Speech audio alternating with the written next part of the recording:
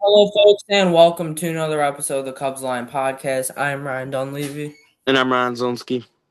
and today the Cubs lost to the Nationals on opening day, 10-4. Really poor performance. I mean, the pitching was brutal when you give up 10 runs to a team like that, who is bottom five in the league. Never like to see that. The offense, they had their opportunities, couldn't really capitalize and get guys in, but I thought the offense looked good. Just small things that they need to improve on, but I mean. Besides the game, the Cubs were real winners today, locking up Nico Horner to a 6-year deal on opening day. I mean, I think that's bigger than the game, in my opinion. I was stoked to see that.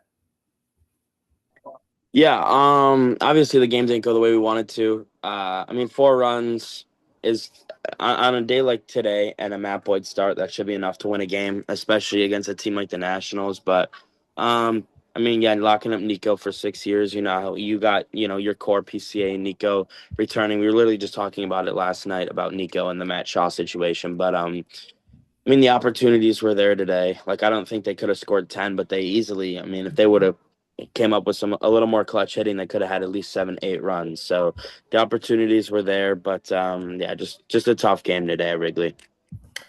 Yeah, I mean, it's only one game. It's opening day. I know you always want to win opening day. The Cubs have been pretty good in the past years, I believe, winning opening days. They beat the Padres last year.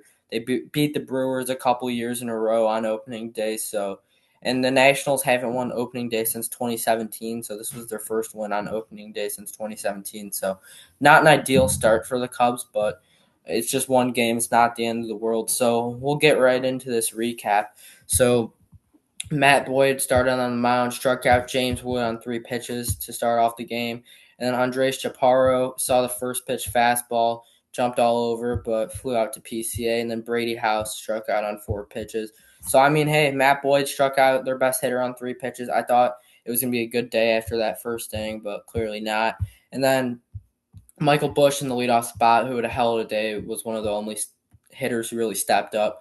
Just beats the shift with a little weak ground ball down the third base line, legs out a double. And then Brady House made a really nice play on Alex Bregman. Bregman hit the ball pretty well, but just a really nice diving stop. And Ian Happ, who had a rough day at the plate, struck out on 3 pitches. Watched a changeup right down the middle on strike three. Wild pitch, Bushy the third, and then PCA was punched out on a sweeper kind of down the middle. So 0-0 after the start. And then started the second inning, Dalen Lyle lined out to Matt Shaw. Shaw made a really nice grab on this jumping. Good to see him getting comfortable in right field for the time being. And then Matt Boyd, actually not a bad pitch at all. It was kind of like a low changeup, and Weimer just made a really good job of getting under the ball. And this was a bomb, 398, 111 off the bat, 1-0 Nationals. But then after that, Boyd struck out C.J. Abrams on 5 pitches and Nazim Nunez on 6 pitches. So not bad, only 1 run. And then to start off the bottom, Nico Horner struck out.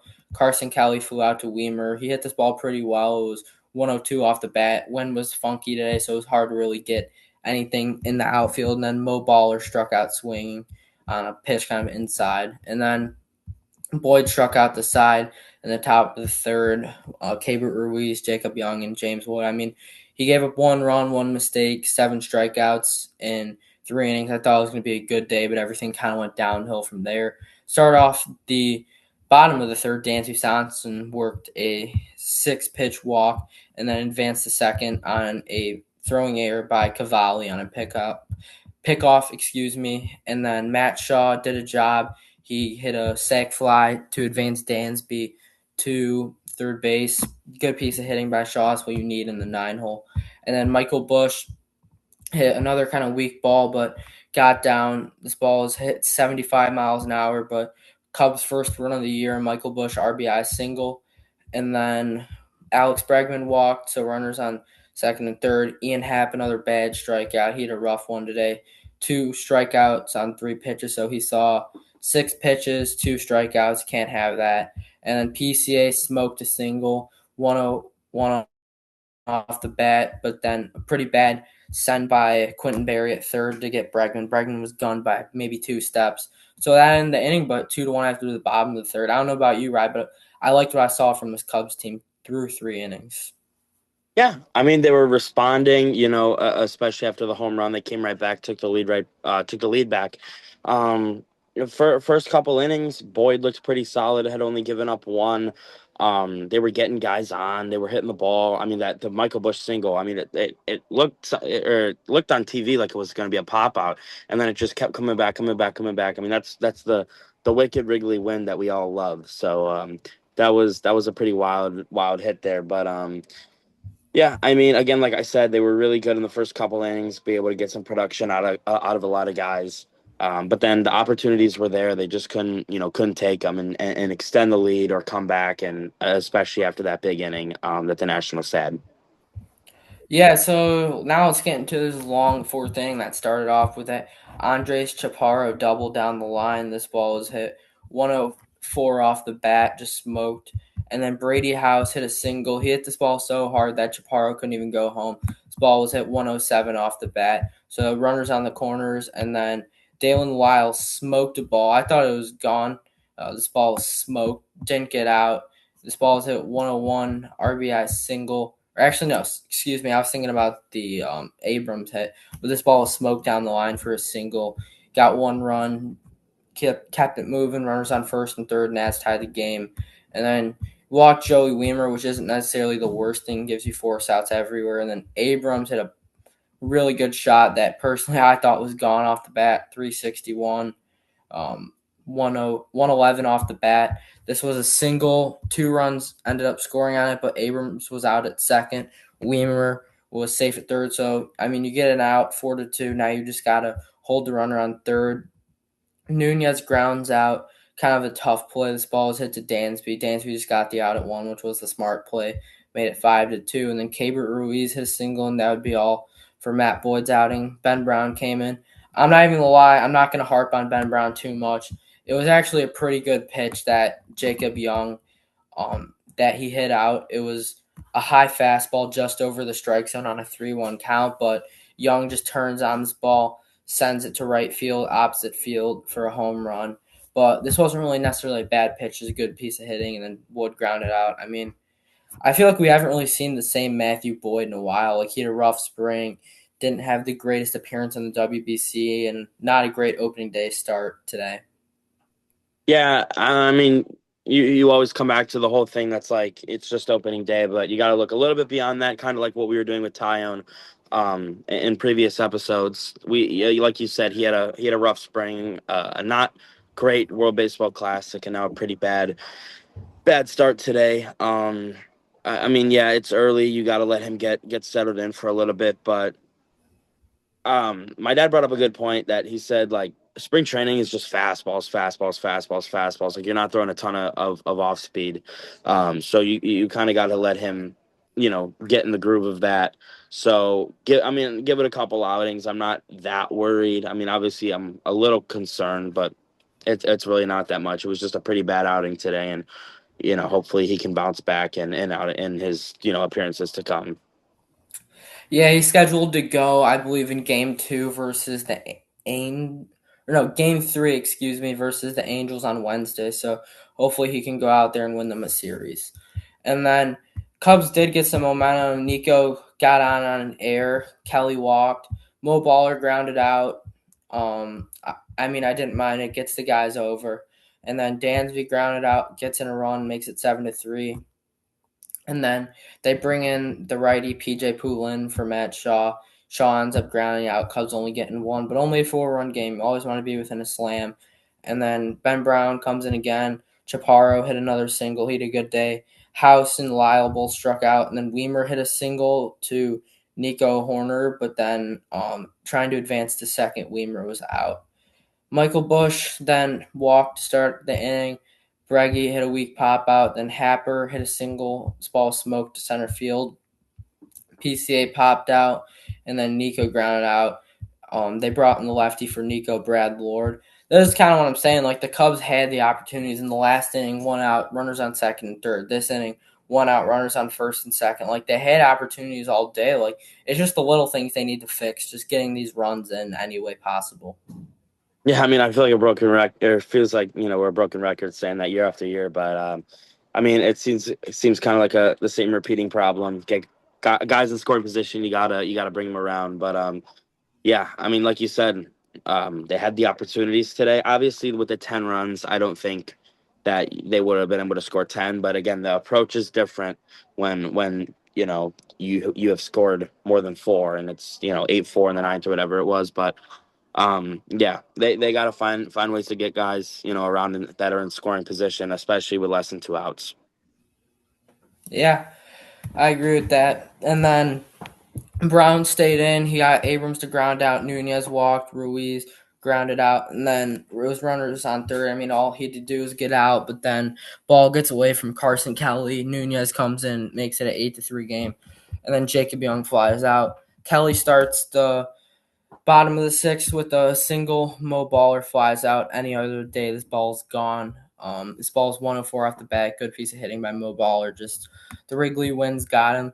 And then Dansby grounded out to the pitcher, but runner on second. Matt Shaw grounded out after that. James Wood struck out, and then Luis Garcia pinch hit for Andres Chaparro, popped out. Brady House grounded out. And then Michael Bush led off the bottom of the seventh with a double. He smoked this ball down the right field line. And then Breggy got his first hit as a Cub, 102 off the bat, ground ball in between the hole of second and first base. Runners on the corner. Ian Happ struck out. Just a very bad day for him. He didn't look competitive at all at the plate. He had the one nice single, but he struck out on three pitches three different times with runners on. And then PCA lays down one of the best drag bunts I've seen in a while. Like, no one really expected it. Just laid it down perfectly down the line. Does a job, gets the run, and now you got runners on first and second. And then the one thing you can't do, ground and do a double play. Unfortunately, Nico Horner rolls up a perfect 4-6-3 double play, gets the Nationals out of the inning. And then Hobie Milner comes in to replace Ben Brown, gets Lyle to line out to Matt Shaw. Weimer hits a single. Abrams flew out. Nunez hit by pitch. Ruiz grounded out. Wasn't pretty, but Hobie Milner got out of the inning with no runs. And then bottom of the eighth inning, Clayton Beater came in the game. Kelly grounded out. Mo Baller walked. Dansby walked.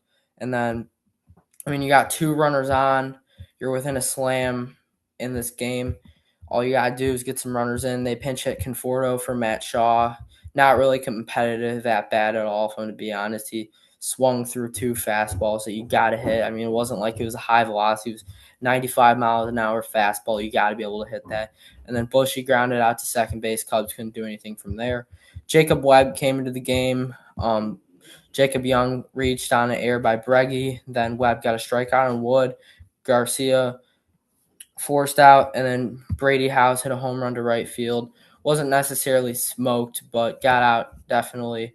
I did like the velocity I saw from Jacob Webb today. It was just he made one big mistake. If Bregman makes that play, he gets out of the inning cleanly, so I'm not going to harp on him too much. Gets a strikeout after that. And Cionel Perez comes in for the last. Bregman strikes out. Happ flies out to Wood. Good ball, but just right to him. And then PCA strikes out. Cubs lose this ball game 10-4. Rye, what was your kind of final thoughts on this game? Just flush it. It's opening day. It's game number one. Um, Obviously, you would have liked to win, as we all would on opening day. But there's 161 more games. You had a bad day today. You're gonna have a lot more hopefully not a lot more bad days, but bad days are gonna happen. So flush this one and use the off day tomorrow and get a couple more Saturday and Sunday and come away with at least a series win. Yeah, so Matt Boyd gets the loss. He went 3.2 innings, 6 hits, 6 runs, all of them were earned, 1 walk, 7 strikeouts, 1 home run. He's now at a 14.73 ERA to start off the year. I mean, I like the strikeout aspect, but just way too much bat to ball. Just pitches kind of right down the middle. I feel like he's got to locate better. When you don't have the greatest velocity, you got to be able to locate. Ben Brown, I'm not gonna lie, he looked a lot better. I know he gave up a home run, but I did like what I saw from Ben Brown. He went 3.1 innings, 3 hits, 2 runs. Both of them were earned, 1 walk, 3 strikeouts, 1 home run. Looks a lot better than last year, though, and I'm excited to see more from Ben Brown this year. Hobie Milner came in for an inning, 1 hit, no runs, no walks, no strikeouts. And then Jacob Webb came in, 1 inning, 1 hit, 2 runs. They weren't earned because of the Bregman error. He got 2 strikeouts, gave up the home run. What was your overall thoughts on the pitching today, and what did you see out of newcomers Jacob Webb and Holby Milner? Well, so I didn't watch the game. I'm in Disney right now, but I was kind of checking the score and checking the stats and everything. I mean, I didn't think that they pitched too bad. Really, Boyd, with the bad inning there, and then Brent Brown giving up the homer. But like you said, it really wasn't a terrible pitch. Other than the really bad inning from Boyd early, I don't think they were too bad. So honestly, aside from that one inning, I don't think they played a terrible game. This is offense and defense. It's just you got to get guys in scoring position around. Other than that, like it really wasn't a terrible game. Yeah. So my player of the game for the Cubs is Michael Busch. He went 3 for 4 with 2 runs, an RBI, and a walk. I thought he had a really good day at the plate. PCA was also 2 for 5. The Cubs tallied, I believe it was 8 hits on the day, so not terrible.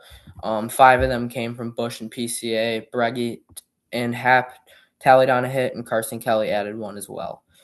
So, I mean, you just kind of got to flush that one, if I'm going to be honest. So now we'll do a little series preview for what's to come. So obviously the Cubs do not play tomorrow, as that's how it usually is. In case there was ever to be a rain out, they can have their opening day on Friday.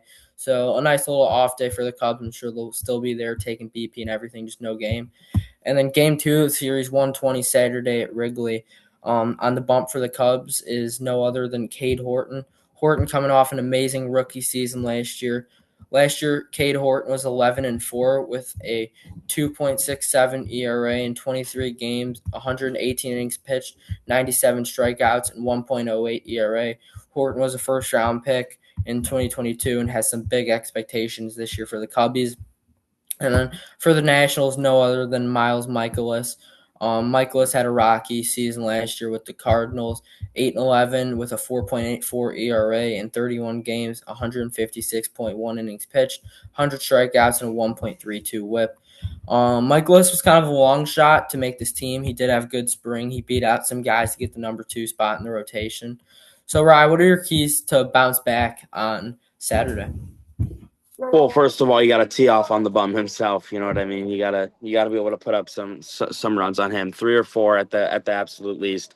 If you get guys on, especially 2 on with less than 2 outs, at least one's got to score. You got to take advantage of the opportunities that Washington gives you. So if they couple walks in an inning, errors, you got to take advantage and score some runs. But yeah, I know Cade Horton will have a good day. I guarantee Cade Horton is going to have a really good day. The offense just has to show up, score with guys in scoring position with less than 2 outs, and have a day off Michaelis.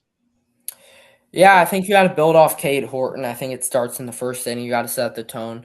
I think realistically, Cade Horton, if he can go 6 innings, 2 runs, is going to be considered a good start, especially for the first start of the year.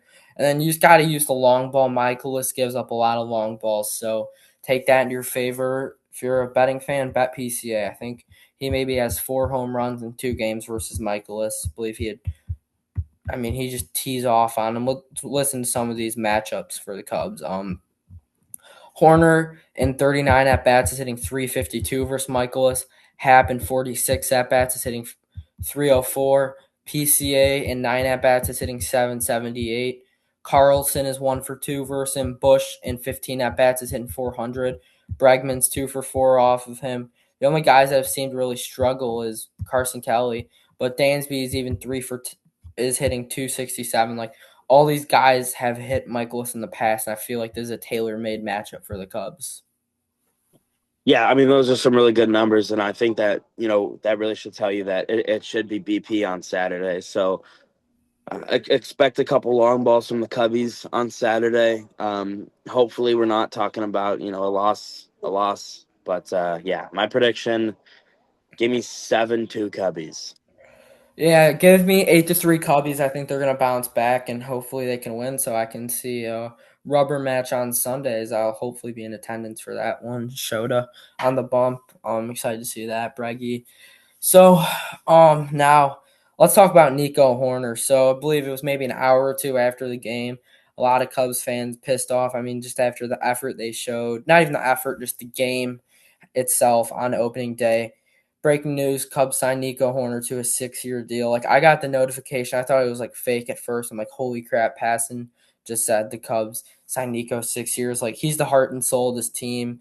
He reminds me of an old school player. I mean, he's hard nosed, contact hitter, plays the game the right way, plays the game hard. And I don't know about you, but I was thrilled about this deal with Nico Horner. And now you got your infield locked up. You got Dansby for the next couple of years. You got Nico, you got Bushy, and you got um, Braggy. So this infield's locked up for the next couple of years. Yeah, I mean, I was at dinner when the notification came in. I didn't see it till about a half hour after it came out, but my phone was like blowing up with everybody like texting and all the Twitter notifications. And I checked it, I mean, it's so happy because I mean, there's just so many players in the past that we've wanted long-term extensions with young guys who have showed so much promise, and they just haven't been able to get it done. And for them to be able to get locked up, PCA, now Nico Dansby already is locked up for a couple years, and then Bregman too. Those are some core guys that you're going to need for a while if you want to have a potential dynasty. So, I mean, a huge, huge extension, and now that tells me that if it gets to the trade deadline and you have, a big haul, Matt Shaw is a huge, huge target to get out of Chicago and give us a really, really good stud player that hopefully leads us to a ring this year. So, I mean, you kind of took the words out of my mouth. That was my next question. Is like, what do you? I know you want to be happy right now. I love it personally. I would go Nico over Shaw every day of the week. But what do you do with a guy like Matt Shaw now? I mean, personally, in my opinion, I say utility him the rest of the year, and then I say you go trade him for a guy that can kind of replace the outfield for Ian Happ or Suzuki. With Happ and Suzuki only on 1-year deals, I say you go trade Shaw, Triantos, and maybe Assad, and go get a legit outfielder to round up PCA, whoever that outfielder can be, and then I say you resign Seiya, and you got a ball club. Yeah, I agree with you. I think there's probably like a 5% chance that Matt Shaw is on next year's roster, and probably like a 40% chance he's on the post deadline roster. So, yeah, I would definitely agree with you. Go out, get a legit outfielder because I mean, most likely they're not going to bring back Seiya or Ian, or Seiya and Ian, but they're probably going to bring one back. So, if you can get really good value, Shaw, Triantos, like you said, to get a legit all-star outfielder to round out this outfield, I think you immediately take it. Yeah, I totally agree with that. I think you got to trade Shaw eventually, but I mean, I want to see what he can do the rest of the year, and I'm excited to see how he develops throughout the rest of the year. So now let's take a look around the MLB at the other games from today on opening day. So obviously the Yankees were the first game yesterday, but the games today in Milwaukee, the Brewers absolutely dominated the White Sox 14-2. Mizorowski set the Brewers opening day strikeout record. Jake Bauers with a home run for the White Sox, though. Munetaka Murakami hit his first major league home run. And then the Dodgers are beating the Diamondbacks right now 4-2. Perdomo hit a 2-run shot for the Diamondbacks. The Guardians and Mariners are just getting started now. The Mets beat the Pirates 7-11. Carson Benji homered for his first MLB hit, got a curtain call. That was pretty cool to see. Francisco Alvarez got a home run. Freddie Peralta gets the win in his first game, even though it wasn't pretty. Paul Skeens pulled in the first inning. I mean, it's kind of ironic how the three guys who pitched for USA, Boyd, Webb, and Skeens, all got shelled on opening day. Yeah, that's kind of where I bring my point in about just like how different spring training and all that is to the regular season. Like, but here's the thing though. Obviously, Skeens, didn't have his stuff today, but man, O'Neal Cruz, did you not help your pitcher one No, bit? That was some of the worst outfielding I've seen in a while. that was pretty bad. Not even gonna lie. I mean, that's not how you want to start the season. The Orioles beat the Twins 2-1. Trevor Rogers went 7 scoreless for the win. Blaze Alexander with an RBI single to take the lead. Ryan Helsley, his first save as an O. The Red Sox beat the Reds 3-0. Garrett Crochet went tossed 8 strikeouts in the Red Sox win. Cedric Rafael with an RBI single, Jaron Duran RBI single, or Roldis Chapman with the save. The Angels beat the Astros 3-0 on opening day. Mike Trout went yard in this one. Nolan Shanwell with a home run as well. Julio Suriano shoved in that game. Jordan Romano on for the save. The Tigers beat the Padres 8-2. Kevin McGonigal, who's the second ranked MLB prospect right now, had a 4-hit debut, including a 2 RBI single early in the game. So he had a historic debut as well with a Tarek Skubal shove day and a Dylan Dingler 2-run shot. The Cardinals beat the Rays 9-7. Alec Burleson hit the go-ahead 2-run shot. The Cardinals with a big 8-run sixth inning, and J.J. Weatherholt hit his first career home run for his first hit in his MLB debut. And then lastly, the Phillies beat the Rangers 5-3. Kyle Schwarber had a 2-home run game in the win. Um, Alec Boehm with a home run. Christopher Sanchez shoved as always. Nathan Eovaldi got hit pretty hard, and Johan Duran came on for the save. A couple games tomorrow, starting off with 3:35 Yankees Giants. Cam Schittler versus Robbie Ray. Athletics versus Blue Jays on at 6 o'clock. Severino versus Gosman. Rockies Marlins at 6:10. Kyle Freeland versus Sandy Alcantara. The Royals versus the Braves at 6:15. Cole Reagans versus Chris Sale. Angels Astros game 2 on Apple TV for their annual Friday games. UC Kikuchi versus Mike Burrows. Framber Valdez makes his debut versus Michael King at 8:04. Tigers Padres. And then Guardians play the Mariners at 8:45. George Kirby versus Taylor Williams. And then there's only 3 teams that are going to play their second game of the season, so a couple opening days, and then you got a full slate with, I believe, every team playing on Saturday. And just a little look at the standings. Milwaukee and St. Louis were the only 2 winners in the Central. All the 3 NL East teams won today, which would be the Mets, Nationals, and Phillies. Both of the NL West teams lost as of now, the Giants and Padres. Orioles, Red Sox, Yankees with wins. Rays lost their opener. White Sox and Twins lost. Detroit with the only win in that division. Angels won. Houston and Rangers with losses. So now let's play MLB Pickle. I think it's only right that we go Nico Horner to start off. Of course, of course. Payday. Yeah. In the NL Central, righty from the USA. Ooh. Bregman. In the NL Central, not Cubs. No, no, no, no. I mean, just pick and choose. Try like Yelich or something to try and get that team. I'll go William Contreras, see who we get the team. Not Milwaukee. Let's go a pitcher on the Reds. I'm gonna go Hunter Green. Not Cincinnati. Is a starting pitcher. Righty starting pitcher on either Skeens. Yeah, Treskins. And that's your immaculate grid player of the day, Paul Skeens. There we go. There we go. Now we'll play a little bit of immaculate grid. Red Sox, Dodgers. I mean, I'm gonna go JD Martinez, but obviously Mookie Betts. Padres, Dodgers. Or Pirates, excuse me. Pirates, Dodgers. Ooh. We can skip that one for now. Dodgers, Yeah. second baseman. I mean, pick and choose. Do what's his name? Um, he played I'm in just like, going to go Mookie for now. okay, yeah, because it's the guy he played like 4 innings at second in the 2016 NLCS. All right, Giants and Red Sox. I mean, Devers. Yeah, dude. We could just keep it simple there. Or I could go Jordan Hicks, who was in that trade. And then Pirates and Giants. McCutcheon. Perfect. Uh, Giants second baseman. Pick and choose. I mean, really go whoever on this one. Who do you want to go? Who did they? Um, who was their guy in 2016 against the? It wasn't Crawford. I'm sure Crawford's played some second base.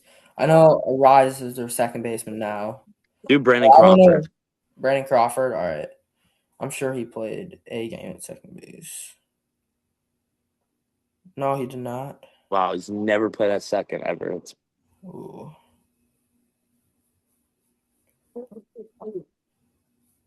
Who?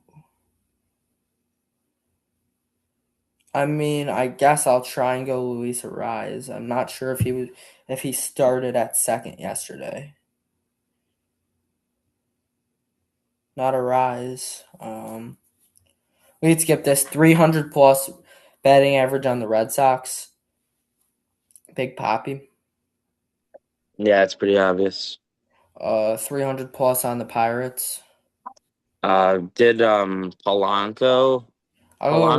Roberto Clemente maybe. Okay, yeah. Yeah, Clemente. 300 plus batting average, second base. Did Nico ever go over 300? I think in 2023 he did. Yeah, Nico Horner, that'll do. Yeah. So Pirates and Dodgers. Got any ideas for that? Um, I'll check it. Don't take yeah. all day. Russell Martin for that, and then second baseman for the Giants, Jeff Kent. Thank you guys for tuning in today's show. No show tomorrow. Enjoy March Madness and the other slate of Go MLB. blue. Hey, Yeah, go go blue. blue. Go blue for Ryan. Um, Not sure what the rest of the weekend's going to look like, but I can confirm there will be shows on Saturday and Sunday. Thank you guys so much for tuning into today's episode. Signing off, Ryan Dunleavy. Brian Zelinsky. See you guys in the next episode.